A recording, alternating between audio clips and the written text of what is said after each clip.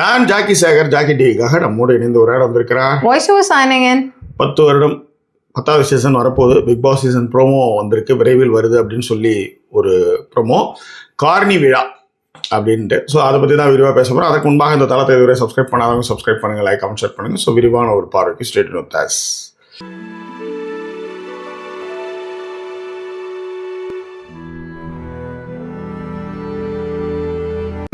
Carney விழா அப்படின்றது வந்து ஒரு கொண்டாட்டத்தினுடைய விஷயம் தான். நான் இப்போ கூட வந்து ஒரு வீடியோ ஒன்று வந்து ஜாக்கி டிவி வீலாக்ஸில் போட்டிருந்தேன்.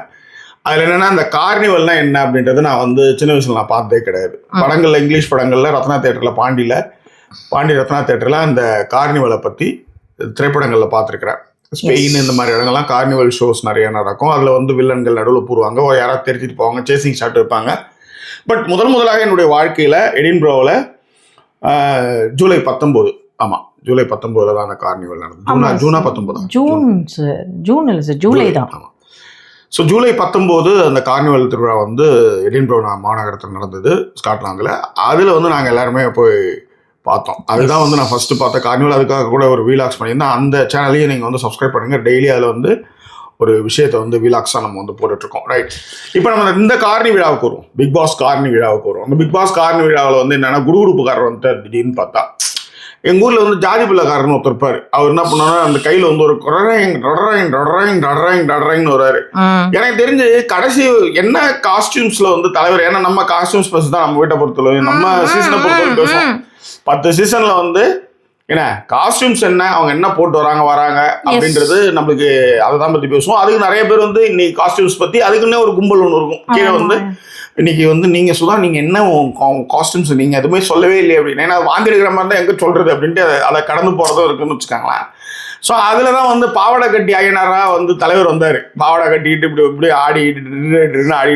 இது என்னன்னா, இந்த காஸ்டியூம்ல முதல்ல வந்து ஒரு விஷயத்த வந்து உங்களுக்கு எடுத்து வந்து சேர்க்கிற மாதிரி ஒன்று இருக்கும். ரெண்டாவது, இதை பற்றி நீங்கள் பேசுவீங்கல்ல, அதுதான் உங்களுக்கு தேவை. புரியுதுங்களா? இதெல்லாம் வந்து இந்த இன்னைக்கு இருக்கிற இந்த சோசியல் மீடியாவில் இதெல்லாம் வந்து டாக்டிக்ஸ். ஸோ அந்த வகையில் தான் வந்து என்ன பண்ணிட்டாங்கன்னா, சரி பாவாடை கட்ட ஐயனாரை வந்து நம்ம வந்து 7ஓட அனுப்பிச்சு விட்டோம், 89 வச்சு ஒரு பண்ணோம். அப்ப 10th வந்து ஒரு நிக்கிறாரு அப்படின்னும் போது ஒரு சாதி புள்ளக்காரன் இல்லைன்னா வந்து கடைசி விவசாயில வர மாதிரி எட்டு வந்து வச்சுக்கோ, ஒரு டிஃப்ரெண்ட் லுக்கா வரணும் சார் வெஜி சேதுபதி அப்படின்னு பேசியிருப்பாங்க. என்ன டிஃப்ரெண்ட் லுக்குன்னா, எல்லா இடத்துலயுமே பாத்தீங்கன்னா ஒரு மாதிரி தான் எடுத்துப்பாரு. எப்படி இருந்தாலும் டிஃப்ரெண்ட் லுக்குன்னா என்னன்னோ ஒரு மாதிரி. பட் கடைசி விவசாயி தான் வந்து என்டையர்லி டிஃப்ரெண்ட் லுக் ஆக்சுவலா. ஸோ கடைசி விவசாயி தான் வந்து நம்ம எட்டு வரலாம் சார், அது எட்டுவது நல்லா இருக்கும் சார். அப்போ வந்து ஜாதி பிள்ளைக்கார மாதிரி ஒரு கோட்டை போட்டு அண்ணா அந்த கையில் வந்துட்டு ரோடு சுற்றுற மாதிரி 4-5 மணியெல்லாம் சுற்றி விட்டு எட்டு வந்து நிற்க வச்சுட்டாங்க. 10வது சீசன் அப்படின்னும் போது என்னென்னத்துக்கெல்லாம் வந்து சோசியல் மீடியாவில் எதிர்பார்ப்புகளோடு இருப்பாங்க அப்படின்றத காமிச்சாங்க. முக்கியமாக வந்து இந்த என்ன சொல்கிறது, எவிக்ஷனு, அதே மாதிரி வந்து இந்த இது 24 hours பார்க்கறது, அதை பற்றியே பேசுறது, கொள்றது, இந்த மாதிரி விஷயங்கள்ல இருக்கிறத நமக்கு ஞாபகப்படுத்துறாங்க. நீங்கள் 9th 8th 9thலாம் பார்த்து ஓடுறாதீங்க, ஸ்டாப். ஆமா, இதெல்லாம் தான் இப்போ திரும்ப வரப்போகுது. 10 சீசன், இது 10வது சீசனு, வேற லெவலில் பண்ண போறோம். கொஞ்சம் செலவு பண்ணியிருந்தாங்க ஆக்சுவலா. ஆமா, 2-3 விஷயம் சொல்லலாம். ஆமா, ஒன்று வந்து ஃபர்ஸ்ட் இப்போ என்ன கேட்டீங்கன்னு வச்சுக்கோங்களேன், இந்த படம் பார்த்துருக்கீங்களா, அவ்வை சண்முகி? ஆமா, அதுல இந்த பொண்ணு அழுதுனே போகும், ஓகேவா? அப்போ ஒருத்தர் திரும்பி கேட்பாரு, நீ அழுவுறியா சிரிக்கிறியான்னு. அழுவுறையா அப்படின்னு, ஓகே அப்படின்னு போயிட்டே இருப்பாரு. பைல்வான் ரங்கநாதன்கிறவர், அவர் பைல்வான் ரங்கநாதன்கிறவர் தான் கேட்பாரு, ஓகேவா? நீ அழுவுறியா சிரிக்கிறியா அப்படின்னு, அழுவுறையா அப்படின்னு போகுது. ஆமா, சரி அப்படின்னு திரும்பி அவர் படி தலைவர். அந்த மாதிரிதான் என் நிலைமை. என்ன இந்த ப்ரோமோ பார்த்த உடனே இந்த கையை பிடிச்சி தர இழுத்துட்டு வருவாங்களா ப்ரோமோக்கு, அப்படிதான் இப்ப நான் வந்து உட்கார்ந்துருக்கேன். ஏன் இப்படி எல்லாம் பண்றீங்க? அதாவது நம்ம அகப்பையில வரும், அப்படிலாம் பார்த்தா இங்க அப்படியா இருக்கு, விடுங்க. மீசை எடுத்துட்டாங்க ஜாக்கி. அதாவது நமக்கு பிடிச்சி நம்மளே இப்போ ஒருத்தர் பிடிக்குதா பிடிக்கலன்னு ஒரு மாதிரி இருப்போம். இப்ப ரீசெண்ட் இன்டர்வியூ பார்த்தோன்னா ரொம்ப ஹாப்பி ஆயிட்டேன். யாரு? சூர்யா மேல. யார்? சூர்யா எங்க சார் வந்தாரு? எந்த இன்டர்வியூ பார்த்தீங்க? விஜேஸோட இன்டர்வியூ பார்த்தோம். கோபி கூட வந்து அந்த இன்டர்வியூல காப்புலாம் போட்டிருந்தாருயா. நான் திரும்ப சொன்னேன், காப்பு போட்டிருக்காரு பாருங்க கையில, ரொம்ப நல்லா இருந்தாரு பாக்குறதுக்கே. நான் அப்போ கூட இந்த ரிலேஷன்ஷிப் விஷயத்தை பத்தி பேசும்போது கூட சொன்னேன், சே ஒருத்தர் ரசிக்கிற மாதிரி திரும்ப மாறிடுறாருல்ல பேசுறதுலயே அப்படிங்கிற மாதிரி. நம்ம ஏற்கனவே ஏமாந்துருக்கோம், பேசி பேசி ஒரு ஆளாலதான் ஏமாந்து உட்காந்துருக்கோம். அப்போ நமக்கு புத்தி வந்திருக்கணும்ல. ஏமாற்றாதே ஏமாறதே ஏமாற்றாதே ஏமாறதே அப்போ அது வரணுமா? அப்பவும் வரல. சரி பாரு இப்படின்னு யோசிச்சு வச்சிருந்தா திடீர்னு இப்படி திரும்புறாப்புல மீசே இல்ல. ஏன் கவலை எனக்குன்னு வச்சுக்கோங்களேன். சரி அதுதான் இல்ல காஸ்டியூம் அப்படின்னு பார்த்தா அதுக்கும் தொலைதொலைன்னு எதையோ ஒண்ணு போட்டு விட்டு அவர் ஆடிட்டு இருக்காரு. சொல்லி இதெல்லாம் எப்படி இருக்குன்னா நம்மள என்னெல்லாம் சொன்னாங்களோ நம்ம அதே குருகுரு மாதிரி ட்ரெஸ் போட்டு வந்திருக்காரு அப்படின்னு நம்ம சொல்லியிருப்போம் மாதிரி இருக்கு. அதே மாதிரி ஒரு ட்ரெஸ்ஸை போட்டு விட்டு இப்ப நீங்க பேசுங்க அப்படிங்கிற மாதிரியே தான் இருக்குன்னு வச்சுக்கோங்களேன். பட் இங்க நிறைய சின்ன சின்ன விஷயங்கள்லாம் கவனிச்சு பாத்தீங்கன்னா ஃபர்ஸ்ட் பாயிண்டே வேற ஒரு காப்பி அடிச்சிட்டாரு ஆப்போசிட்ல இருக்கிறவர். நான் சொல்லலான்னு பார்த்தேன். நான் கூட தான் சொல்ல உறிஞ்சி எடுத்துட்டீங்கன்ட்டு அது மாதிரி எவ்வளவு சொல்லலாம் சொல்லிட்டு போயிட்டே இருக்கலாம். எப்படி சொல்ல முடியும்? சொல்ல முடியல. அப்ப இவர் வந்து இந்த கார்னி விழா அப்படின்னு போடும்போது நான் இப்பதான் சொல்லான் இருந்தேன். ஏன் எதுவுமே எங்க சேனல்ல பார்த்தே தான் காப்பி அடிப்பீங்களா? கார்னிவல்னு வீடியோ போட்டா கார்னி விழான்னு நீங்க எடுத்து வைக்கிறீங்க விஜய் டிவி அப்படின்னு மாதிரி யோசிச்சேன் நானு. சரி ஓகே விடுங்க. அதுக்கு அடுத்து பாத்தீங்க அப்படின்னா வேக்கப் சாங்குக்கு வந்து எக்ஸ்பெக்ட் பண்ணுவோம். டெய்லி வேக்கப் சாங்கோட அதேதான். நீங்க வந்து யாரை எடுத்துட்டு வந்து முன்னாடி கட்டுறீங்க? ஜனனி ஐயர்லயே இருக்காதீங்க. அவங்க ரெண்டாவது ஜனனியா மாறிட்டாங்க. ஐயரை தூக்கி போட்டாங்க. அவங்க எப்போ எதிர்ப்பு எழுந்த நிலையில ஐயரை தூக்கி போட்டாங்க. ஓகேவா?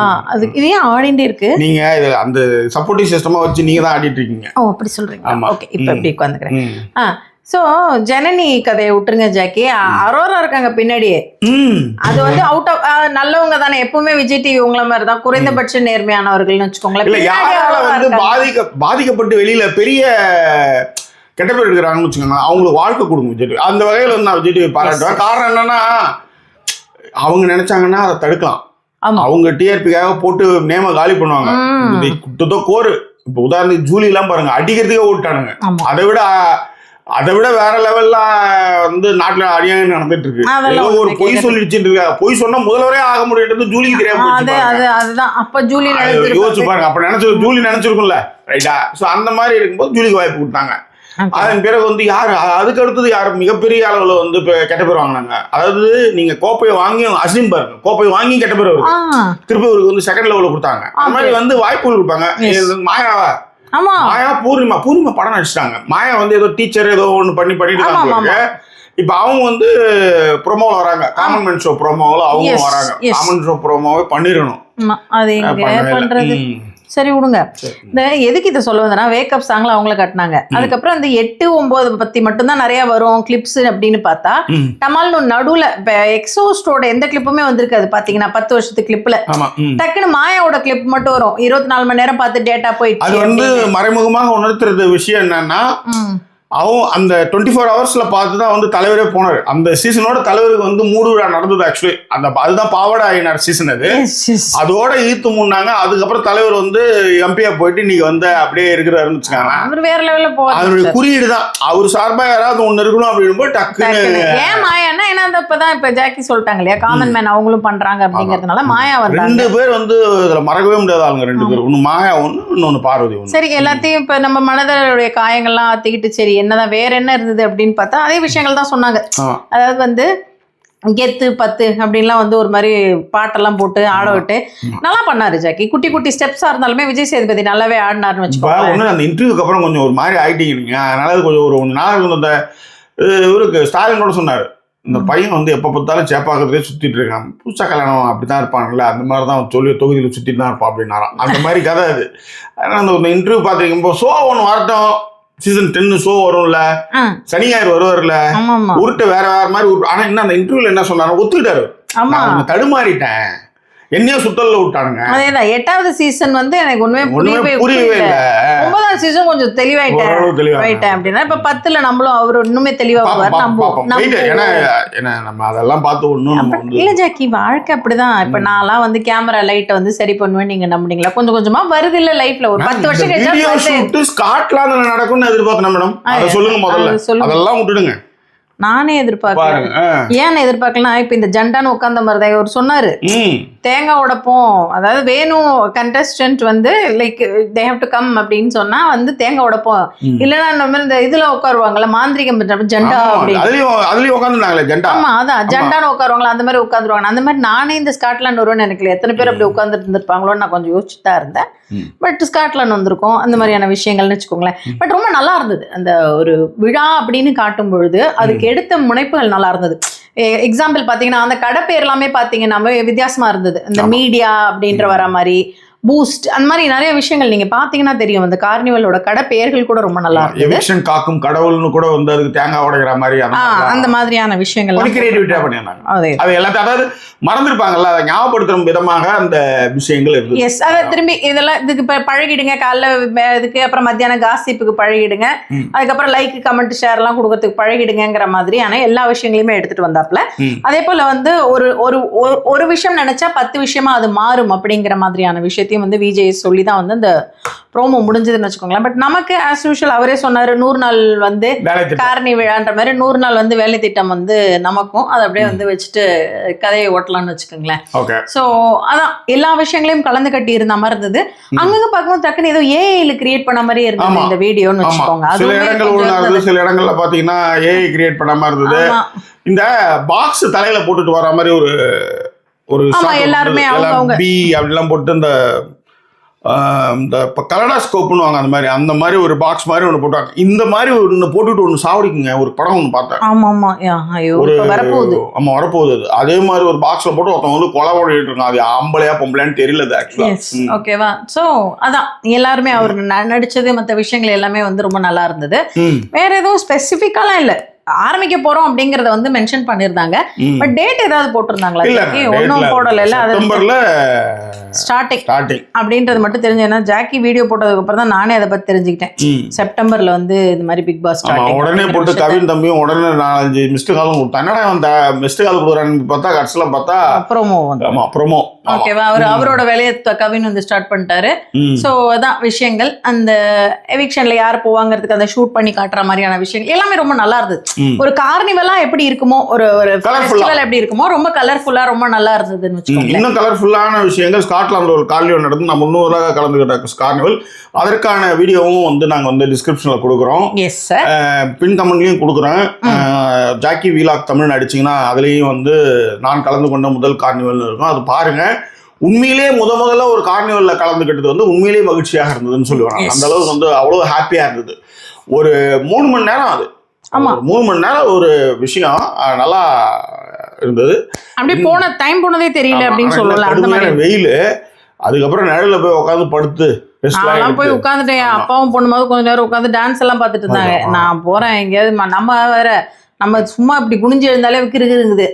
அப்போ ரீல் கூட ஒன்று பார்த்தேன் மேடம். ரீல் பண்றதுக்கு முன்னாடி லைக் பண்ணாதவங்க லைக் பண்ணிடுங்க, ஷேர் அண்ட் சப்ஸ்கிரைப் இந்த சேனலையும் பண்ணுங்க, மற்ற சேனல்களையும் பண்ணிடுங்க. இப்போ தொடர்ந்து வீடியோக்கள் போட்டு வரும். ஹைப் பண்ற விஷயங்கள், லைக் பண்ற விஷயங்கள், எல்லா விஷயத்தையும் வந்து டக் டக்குன்னு பண்ணி வச்சுக்கோங்க. அண்ட் நமக்காக வந்து வாட் டு சே கிஃப்ட் இல்ல ஜாக்கி, அதாவது யாராவது நம்ம சேனலுக்கு கான்ட்ரிபியூட் பண்ணணும்னு நினைச்சீங்கன்னா கண்டிப்பாக வந்து டிஸ்கிரிப்ஷன்ல டீடைல்ஸ் இருக்கு, அதன் மூலமா கான்ட்ரிபியூட் பண்ணுங்க. ரீசெண்டா வந்து மீனாட்சி கோஸ் கூட அனுப்புறேன்னு சொல்லிருந்தா என்னன்னு தெரியல. எனக்கு தெரியுமே, நான் பாத்தீங்களா? என்னது சொல்லுங்க, என்னது? அவங்க வந்து ஒரு 70 பவுண்டோ என்னவோ வந்து உங்க அக்கவுண்ட்டுக்கு அனுப்பிச்சிருக்காங்க. Thank you Meenakshi, thank you so much. Love you all, love you so much. ஏகப்பட்ட கடன்களை ஓடிட்டு இருக்கேன். அதனாலதான் பாத்தீங்கன்னா சுழியெல்லாம் சுத்துறதை விட்டுட்டு ஒழுங்கா உட்காந்து எடுத்த வீடியோ எல்லாம் பண்ணிட்டு ரெகுலரா வீடியோ போட்டுருக்கேன். யாரும் சொன்னாங்களே பேரு Divya. Divya daily video Jackie, அதுவும் ஒரே நாள்ல 3-4 வரும்போது எனக்கு திக்குமுக்காட்டேன் அப்படின்னு. ஒரு மாதிரி ஜிலுஜிலுப்பா ஆயிடணும், உங்களை வயிறுலாம் 10 பூச்சி போறா மாதிரி. ஏதோ ஒரு வீடியோ ஒன்று ஓடும், ஒரு வேலை செய்வேன். இன்னைக்கு பார்த்து 4 வீடியோ வந்துட்டு டக டக்குன்னு வந்துட்டுனாங்க. ஜாக்கி இறங்கினா பயங்கரமா இருக்கும், இல்லைன்னா அவ்வளவுதான் அப்படியே அந்த மாதிரியான விஷயங்கள் தான். அதேதான். ஸோ எனிவே இதுக்கப்புறம் 100 நாள் வேலை திட்டம் நம்ம மஜா பண்றோம். சப்ஸ்கிரைப் பண்ணாதான் சப்ஸ்கிரைப் பண்ணுங்க, லைக் கமெண்ட் ஷேர்லாம் பண்ணுங்க. அதாவது வந்து மகாநதி சீரியல் ஃபேம் சாத்திகா கூட வரப்போறாங்கன்ற மாதிரிலாம் பேச்சு இருக்கு பிக் பாஸ்ல. அதுக்கப்புறம் நம்ம கண்டஸ்டன்ஸ் பத்தி எல்லாமும் பேசுவோம். யாராவது வரப்போறாங்க, நிறைய உருட்டி விடுறது நிறைய இருக்கும். நீங்க இந்த 40 ஆயிடுச்சு என்ன சொன்னீங்க, உங்களுக்கு எழுந்தாலே மயக்கம் வருதுங்களா? நான் கூட பாருங்க டக்குன்னு அதை வந்து கட் பண்ணிட்டாங்க. நான் அது என்னன்னா ஒரு ரீலு புருஷங்காரன் உட்காந்துருப்போம் 45 வயசுக்கு கொடுக்குது. இது ஒரு 45 ஒரு 38 35 இருக்கும். இது என்ன பண்ணும், அந்த பழைய ஞாபகத்துல வந்து தலை குளிச்சுட்டு வந்து டொயின்னு சுத்தம். அது வந்து அவர் வந்து செடியூஸ் பண்றாங்க புருஷனை. இது வந்து தலையை போட்டு டிங்குன்னு உடனே ஒருத்த மயக்கம் வந்து அப்படியே போய் அவன் மடியிலே போய் விழும். அவன் சொல்லுவான், உனக்கு எதுக்கு இந்த தேவையில்லாத வேலை, ஒழுங்கா வந்தியா தலையை வந்து துண்டு கட்டி அடி அடிச்சியா வேலை போட்டையா வந்து பட்டியான்றதை விட்டு உன்னையாவா செடியூஸ் பண்ணாதான் உங்களாம் வராதுல, எதுக்கு நீ அதெல்லாம் ட்ரை பண்ணிட்டு இருக்கேன் நம்மளாம் பாருங்க வராத விஷயத்த நம்ம ட்ரையே பண்றது. அதுதான் இந்த சொல்லணும் வந்தேன். ஸோ வேற என்ன கேர். அண்ட் நீங்க உங்களுக்கு இந்த காமன் மேன் இந்த பிக் பாஸ் விஷயங்கள் எது வந்து அப்டேட்ஸ் இருந்தாலும் வந்து கமெண்ட்களில் கண்டிப்பா கொடுங்க. மீண்டும் வேற ஒரு எபிசோட்ல சந்திப்போம். ஆனா காமன் வந்து செகண்ட் லோ கண்டிப்பா பண்ணிட்டு டைம் இருக்கும்போது அதை பண்ணி தான் முடிவு. ஒரே இதுல எல்லாத்தையும் பண்றதாவும் இல்லை. ஓகே, ஸோ இன்னும் நிறைய விஷயங்கள் பேசுறதுலாம் இருக்கு, நிறைய விஷயங்கள்லாம் பேசுறதுக்குலாம் இருக்கு. ஸோ அதை பத்தி இன்னும் நிறைய வீலாக்ஸ்ல பேசுறேன். அதாவது விஷுவலாகவே நம்ம வந்து பேசுறோம். இன்னைக்கு கூட வந்து ஒரு வீடியோ போட்டிருந்தோம், யாழி வந்து ஃபர்ஸ்ட் ஸ்காட்லாண்டில் சைக்கிள் ஓட்டின விஷயங்கள் அப்படின்ட்டு. ஸோ அந்த வீடியோக்கள்லாம் பார்த்தீங்கன்னா உங்களுக்கே இந்த ஊர் இதில் என்னென்ன விஷயங்கள் எப்படிலாம் இருக்குது, என்னுடைய அனுபவங்கள் எல்லாத்துக்கு மேலே வந்து சுவாரஸ்யமான தகவலாக அதெல்லாம் பகிர்ந்துட்டு இருக்கேன். நல்லா ஒரு நல்ல ஹை குவாலிட்டியில் தான் கேமராவில் தான் ஷூட் பண்ணியிருக்கேன். நல்லா பெருசாக ஒரு 65-70 வச்சு பார்த்தா கூட நல்லா பளிச்சுன்னு இருக்கும். அந்த மாதிரி தான் குவாலிட்டியில் காம்ப்ரமைஸ் பண்ணால் தான் பண்ணிட்டு இருக்கோம். So anyway thank you so much for வாட்சிங் this episode and like comment share and support எல்லாம் பண்ணுறதும் உங்கள் லவ் அதாவது உங்க எல்லாருக்கும் என்னுடைய நன்றி. ஒரு கட்டத்துல கார் டிரைவரா போயிடலாமா அப்படின்னு நினைச்சேன். உண்மையிலே அதுதான் வந்து நடுவில் வந்து ஏகப்பட்ட இதுல இருக்கும்போது ஏதாவது பண்ணணும் அப்படின்னு போது இது எனக்கு பிடிச்ச வேலை. இது நிறைய பேரோட இன்ட்ராக்ட் பண்ணிட்டு இருக்கேன். விஜய் சேதுபதி கூட என்ன சொன்னாருன்னா, ஏன் பிக் பாஸ் பிடிக்குன்னா அதுல வந்து காமன் மேன் கூட நிறைய பேசிட்டு இருப்போம், அவங்களுடைய கருத்துக்கெல்லாம் கேட்டுட்டு இருக்கேன், அதனால பிடிச்சிருக்கு அப்படின்னாரு.